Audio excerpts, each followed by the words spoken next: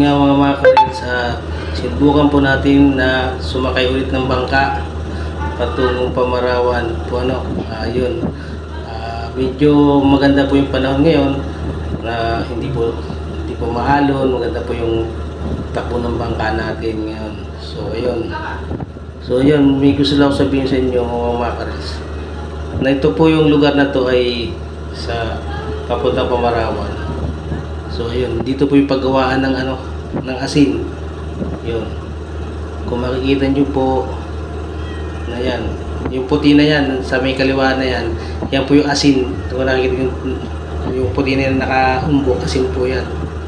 Kasi marami po rito asin sa may Pamarawan.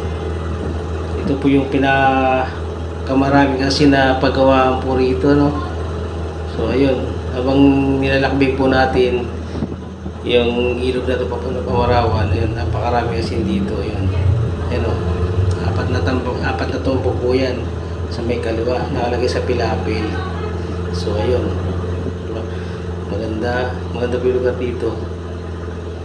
Kaya kung pupunta